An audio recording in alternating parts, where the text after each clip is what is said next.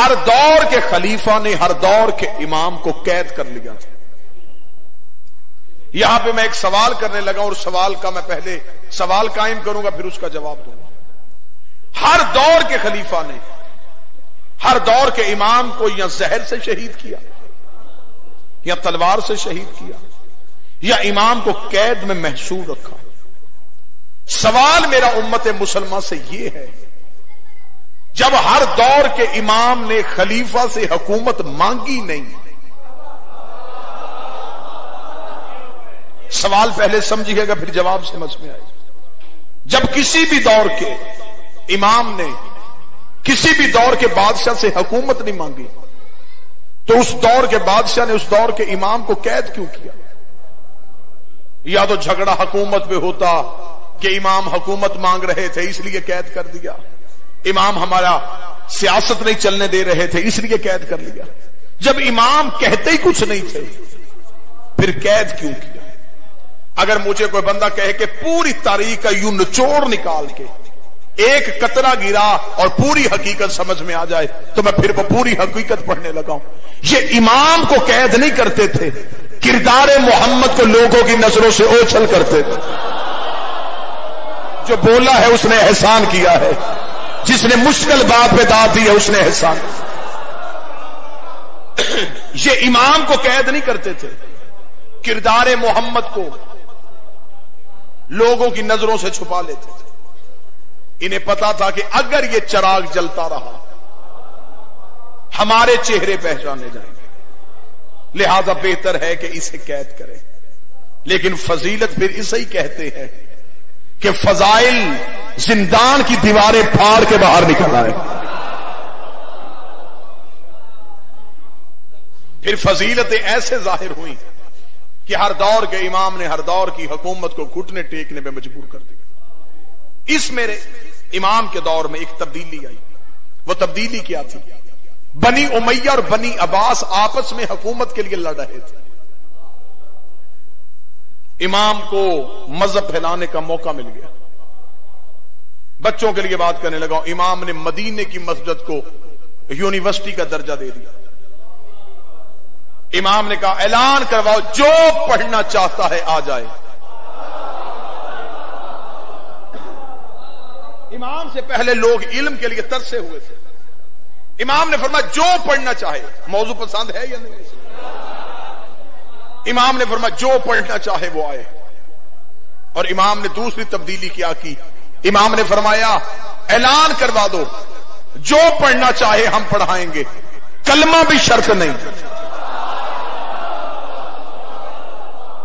یہ بھی ضروری نہیں کہ تم مسلمان ہو پھر پڑھو، نہیں. عیسائی ہو عیسائی رہو، یہودی ہو یہودی رہو، علم حاصل کرو. ایک صحابی نے امام سے سوال کیا مولا جب انہیں پڑھانا ہی ہے تو پہلے انہیں کلمہ کیوں نہیں پڑھاتے؟ کتنا خوبصورت جواب دیا میرے مولا نے. امام نے فرمایا ہمیں انہیں کلمہ پڑھنے کی ضرورت اس لیے نہیں، لوگ جیسے جیسے علم کے قریب آئیں گے ویسے ویسے اہل بیت کے قریب آئیں گے. جاہل کی سمجھ میں علی کی ولایت نہیں آتی، جاہل کی سمجھ میں آل محمد کا مذہب نہیں آتا. یہی وجہ ہے کہ جو پڑھنا شروع کر دیتا ہے وہ شیعہ ہو جاتا ہے. آپ تبدیلیاں دیکھیں. آپ مولانا طارق جمیل کے بیانات سنیں، آپ انجینئر محمد علی مرزا کے بیان سنیں، آپ مولانا اسحاق کے خطابات سنیں.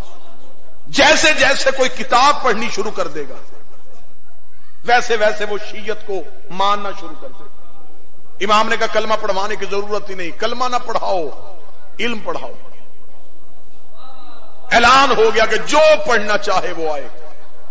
دنیا علم کی ترسی ہوئی تھی، لوگ پڑھنا چاہتے تھے. جب پتا چل گیا کہ امام نے پڑھانا شروع کر دیا ہے لوگوں کا رش ہو گیا. جو ہی رش ہوا دربار میں خبر پہنچ گئی کہ امام نے تو پڑھانا شروع کر دیا. انہوں نے کہا اگر امام نے پڑھانا شروع کر دیا ہے تو ہم امام کے مقابلے پہ حکمت عملی تبدیل کرتے. کیا حکمت عملی تبدیل کریں گے؟ انہوں نے کہا ہم اعلان کروا دیں گے جو دربار سے سوال پوچھنے کے لیے آئے گا ہم اسے واپسی پہ 1 درہم دیں گے. حاکم کے منادیوں نے منادی کروا دی کہ جو دربار سے سوال پوچھنے کے لیے آئے گا اسے سوال کا جواب بھی دیا جائے گا، واپسی پہ 1 درہم بھی دیا جائے گا۔ امام کے نوکر حشام نے جا کے مولا سے کہا، مولا انہوں نے اعلان کروا دیا ہے جو دربار سے پوچھے گا وہ جواب بھی لے کے جائے گا، 1 درہم بھی لے کے جائے گا۔ امام نے کہا اسی چوک میں جا کے تو میری طرف سے اعلان کروا دے کہ جعفر صادق کہتا ہے جو ہم سے سوال پوچھنے کے لیے آئے گا وہ 1 درہم جمع کروا کے جائے گا۔ اس نے کہا مولا وہاں مل رہے ہیں، یہاں دے گا کون؟ امام نے کہا تو ایک فیملی تو دیکھنا۔ اگلے دن منظر ہی تبدیل ہو گیا، لوگ دربار میں جاتے، سوال پوچھتے، درہم لیتے، سیدھے امام کی بارگاہ میں آتے، جمع کروا کے دے۔ اب تو بتا سچ کیا ہے؟ اب تو بتا۔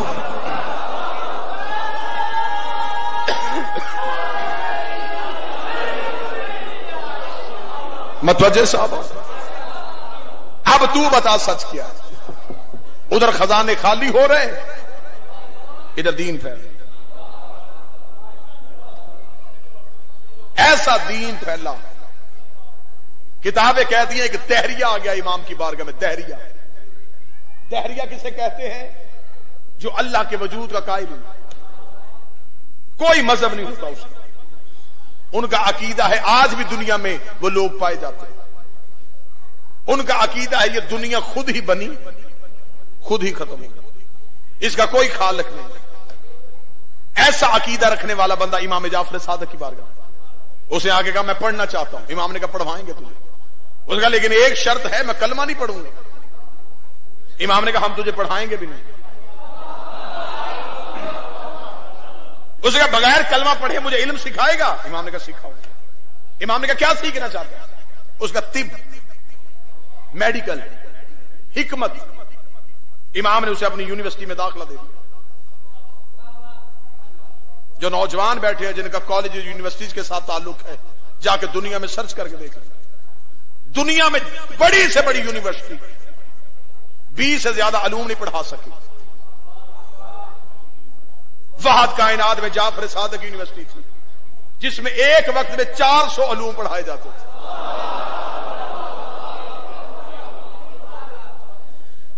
جو سکول کالجز جاتے ہیں وہ اس بات کی گواہی دیں گے، ہر سبجیکٹ کا ٹیچر علیحدہ ہوتا ہے۔ میتھ پڑھانے والا میتھ پڑھاتا ہے لیکن وہ فزکس کی کلاس نہیں لیتا۔ کیمسٹری والے کو نہیں پتا کہ الجبرا کے اصول کیا۔ کائنات کا واحد مدرس تھا بطول کا بیٹا، جہاں کلاسیں بدلتی تھی مدرس نہیں بدلتا تھا۔ ایک امام سب کچھ پڑھاتا تھا۔ اب اس دہریے نے کہا میں حکمت سیکھنا چاہتا ہوں۔ امام نے کہا ہم تمہیں سکھائیں گے۔ اس نے پڑھنا شروع کر دیا۔ اب ذہن میں رکھنا کہ وہ اللہ کو نہیں مانتا۔ ایک دن امام نے دیکھا کہ وہ بیٹھا ہوا کچھ بیج کوٹ رہا۔ امام اس کے قریب گئے، امام نے جا کے کہا کیا کر رہا ہے؟ اس نے کہا آپ نے کل والے درس میں بتایا تھا کہ جلد کی امراض کے لیے یہ بیج جو ہیں یہ صفوف کا کام کرتے ہیں۔ امام نے کہا تو میرا شاگرد ہے، میں آج تیرا امتحان لینا چاہتا ہوں۔ اس نے کہا لیں، ذہن میں رکھیے گا وہ اللہ کو نہیں مانتا۔ امام نے کہا تو مجھے بتا دنیا میں پہلے بیج آیا تھا یا درخت؟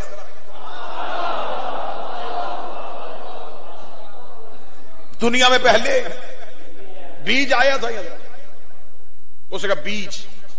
امام نے کہا کس درخت سے گرا تھا؟ اس نے کہا پھر درخت آیا ہوگا۔ امام نے کہا کس بیج سے اگا تھا؟ وہ تھوڑے لمحے کے لیے پریشان ہوا، پریشان ہونے کے بعد کہنے لگا پھر آپ کے دیے ہوئے علم کے مطابق میں تو اسی نتیجے میں پہنچا ہوں، زمین کے اندر کچھ ایسے مادے رہتے ہیں جو نظر نہیں آتے اور ایک وقت میں وہ ایک دوسرے کے ساتھ اکٹھے ہو کے ایک بیج کی صورت اختیار کر لیتے ہیں۔ امام نے کہا سچ بتا ان نہ نظر آنے والے مادوں کو اکٹھا کون کرتا ہے؟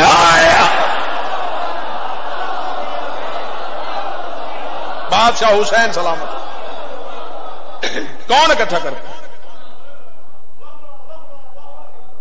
اس نے کہا کوئی طاقت ہے جو اکٹھا کرتی ہے۔ امام نے کہا اگر وہ نظر نہیں آ رہا ہے، وہ بھی نظر نہیں آ رہا، اس نے قدموں میں بیٹھ کے کہا اب کلمہ پڑھوا، اب میں نے دیکھ لیا ہے کہ اللہ ہے۔ بادشاہ حسین ہندوستان سے ایک طبیب چلا گیا تھا امام کے پاس، علی زیدی صاحب ہندوستان سے آیا تھا۔ اس نے کہا میں علم کے چرچے سن کے آیا ہوں، میں سوال کرنا چاہتا ہوں۔ امام نے کہا کر سوال۔ 21 سوال کیے اس نے امام پہ۔ اس نے کہا بتائیں انسان کے سر پہ بال کیوں ہوتے ہیں، پیشانی پہ لکیریں کیوں ہوتی ہیں، آنکھ کی شکل بادام کیوں ہوتی ہے، ناک کے نتنے نیچے کی جانب کیوں ہوتے ہیں، ہتھیلی پہ بال کیوں نہیں ہوتے، کوہنیاں پیچھے کیوں مڑتی ہیں، پاؤں کے تلوے میں یہ ابھار کیوں ہوتا ہے، کان کا پانی کڑوا کیوں ہوتا ہے، آنکھ کا پانی نمکین کیوں ہوتا ہے، ناک کا پانی تلخ کیوں ہوتا ہے، لعاب دہن شیریں کیوں ہوتا ہے۔ 2019 ہے، دنیا نے چاند کے سینے پہ قدم رکھ لیا، جاؤ کسی بڑے سے بڑے سائنسدان سے یہ سوال پوچھو، وہ نہیں بتائے گا۔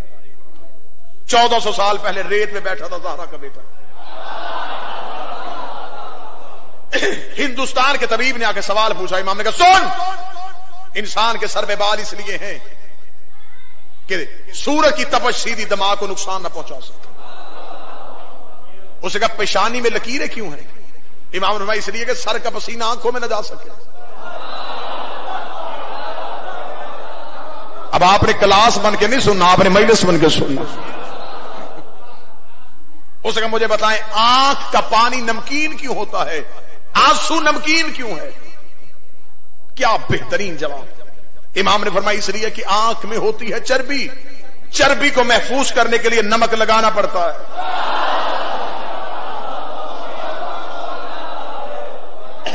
اگر یہ پانی نمکین نہ ہوتا تو یہ چربی پگھل جاتی۔ اس نے کہا کان کا پانی تلخ کیوں ہوتا ہے، امام نے کہا کان کا پانی کڑوا نہ ہوتا تو انسان کے سوتے ہوئے کیڑے کان کے اندر چلے جاتے۔ اس نے کہا مولا نتنے نیچے کی جانب کیوں ہوتے ہیں، فرمایا اس لیے کہ انسان سانس کھینچ کے دماغ کو دیتا۔ اس نے کہا ہاتھ کی ہتھیلی پہ بال کیوں نہیں ہوتے، فرمایا اس لیے کہ چھو کے کسی چیز کو محسوس کر سکے۔ اس نے کہا کوہنی پیچھے کو کیوں مڑتی ہے، فرمایا اس لیے کہ انسان آگے کو چلتا ہے۔ اس نے فرمایا پاؤں پہ ابھار کیوں ہوتا ہے، فرمایا انسان اپنے بدن کا وزن اٹھا سکے۔ یہ تو میں نے چن چن کے سوال بتائے، 21 سوال جب اس نے کر لیے، 21 سوال کرنے کے بعد ہندوستان کا طبیب امام کا چہرہ ایسے کا ایسا ہی دیکھتا رہ گیا۔ امام نے کہا تو نے سوال کر دیے، میں نے جواب دے دیا، اب بتا کیا پوچھنا چاہتا ہے۔ اس نے قدموں میں گر کے بتا کے لگا سچ بتا زہرا کا بیٹا، جو تو نے بتایا ہے یہ عالم نہیں بتاتے، خالق بتاتے ہیں۔ یہ چیزیں عالم نہیں بتاتے،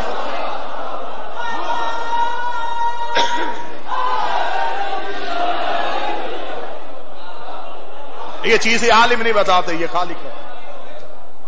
تو نے کہیں انسان کو خلق تو نہیں کیا، تو تو بیماریوں کے حل نہیں بتاتا، تو تو انسان کے بدن کی کیفیتیں بھی بتاتا۔ ایک ریسرچ سکالر نے تحقیق کی تھی، تحقیق اس پہ کی تھی چیونٹی پہ، چیونٹی کیڑی، اس پہ تحقیق کی۔ کتنے سال؟ 60 سال۔ وہ دنیا کے ہر کونے پہ گیا، ریگستانی علاقوں میں کیسی ہوتی ہے، میدانی علاقوں میں کیسی ہوتی ہے، آبی علاقوں میں کیسی ہوتی ہے، ان کی رنگتیں کیسی ہوتی ہیں، بھورے رنگ کی رنگت کون سی ہے، کالے رنگ کی چیونٹی کون سی ہوتی ہے، کھاتی کیا ہے، کتنی دیر زندہ رہ سکتی ہے۔ 60 سال تحریک، 60 سال کی ریسرچ چیونٹی پہ، اتنی موٹی کتاب لکھ دی 60 سال کے بعد، دی آنٹ چیونٹی۔ کتاب مارکیٹ میں آئی، تہلکہ مچ گیا۔ چیونٹی پہ 60 سال، اتنی لمبی تحقیق، لوگوں کے خط آنے شروع ہو گئے، کیا کہنے تیری ریسرچ کے، بہت بڑی ریسرچ۔ نجف کے طالب علم نے اسے ایک خط بھیجا، اس میں مولا علی کا وہ خطبہ تھا جو علی نے چیونٹی پہ دیا تھا۔ اب اگر نوجوان ہاتھ اٹھا سکو تو میں جملہ پڑھوں، اس ریسرچ سکالر نے علی کا وہ خطبہ پڑھا، وہ اپنا سر پکڑ کے بیٹھ گیا، اس نے کہا میں نے زندگی کے اتنے سال ضائع کر دیے، کاش مجھے کوئی یہ خطبہ پہلے دے دیتا، میں نے تو یہ پتا کیا تھا کہ چیونٹی کی نسلیں کتنی ہیں، علی تو یہ بھی بتا گیا کہ چیونٹی کے بدن میں رگیں کتنے ہیں۔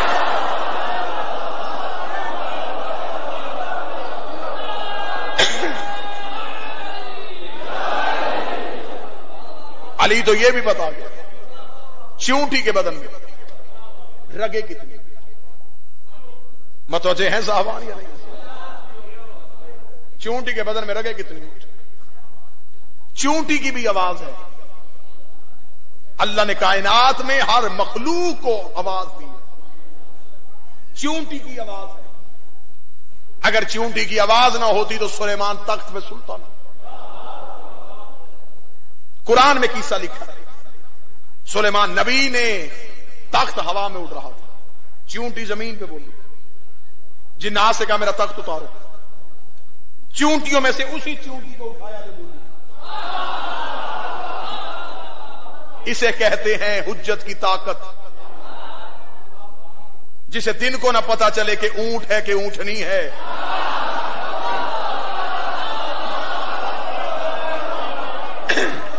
چونٹیوں میں سے اس چونٹی کو اٹھایا, ہاتھ پہ رکھا. کیا کہہ رہی تھی تو اپنے لشکر کو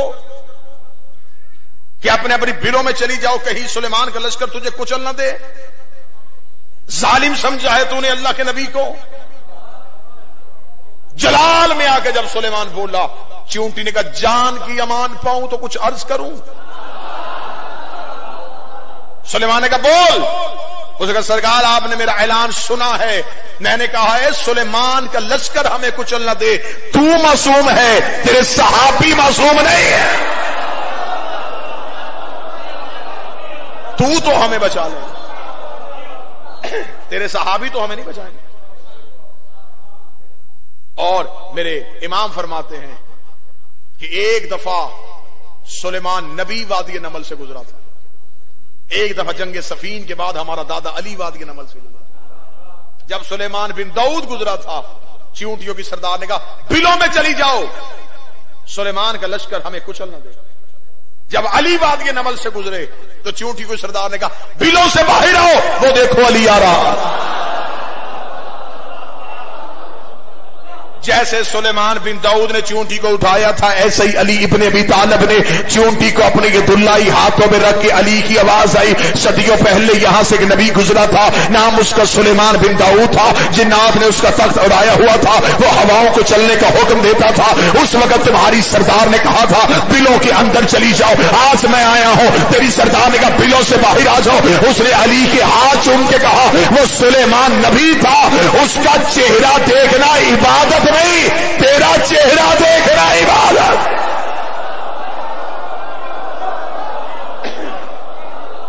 اللہ نے کائنات میں ہر چیز کو سوائے مچھلی کے, بات چلتی چلتی نکلی تو یہاں پہ نتیجہ ہے, مچھلی میں آواز نہیں. چونٹی کی بھی آواز ہے, مچھلی کی آواز نہیں, کیونکہ آواز بنتی ہے پھیپڑوں سے. اللہ نے مچھلی کو پھیپڑے عطا نہیں, اس لیے کہ رہتی پانی میں ہے. پھیپڑے ہوتے سانس لیتی, پانی پھیپڑوں میں چلے جاتا, مر جاتا.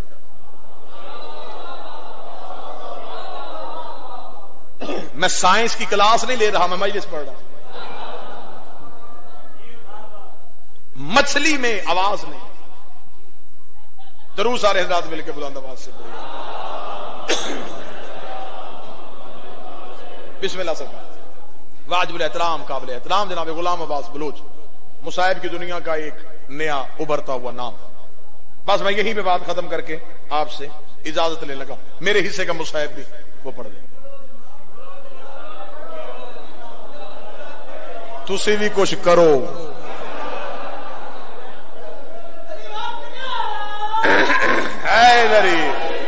ممنون, متشکر, آپ کی سماعت مکمل. میں دلی طور پہ مطمئن. مچھلی میں آواز نہیں, کیوں؟ پھیپڑے گے. جنگ خندق, عمر بن عبدود کو گرایا, علی سینے پہ. علی نے اس کے ہاتھ سے نیزہ کھینچا, نیزہ کھینچ کے علی نے نیزہ ہوا میں اڑا. اڑتا ہوا نیزہ عمر نے دیکھا. اس نے کہا اے علی, کاش نیزے کو دیکھ لیتا, اس میں اتنے قیمتی موتی لگے ہوئے تھے, یہ یمن کو آباد کر سکتے تھے. اے علی, تو نے میرے ہاتھ میں بھی نہیں رہنے دیا, اپنے ہاتھ میں بھی نہیں رکھا, تو تو نے ہوا میں اڑا دیا ہے، کسی مفرور کے ہاتھ آ گیا، میرے نیزے کی قدر ہی نہیں ہوگی۔ کتابیں کہتے ہیں سینے پہ علی کا پاؤں تھا، علی نے اس کی آنکھوں پہ ہاتھ پھیر کے کہا اب دیکھ کیا ہے؟ اس نے کہا دریائے دجلہ ہے، ایک مچھلی کا بچہ ہے جو مچھلی میں لہروں کو کاٹتا ہوا لہروں میں بہتا ہوا آ رہا ہے، ایک مگرمچھ اس کے پیچھے منہ کھولے ہوئے جا رہا تھا۔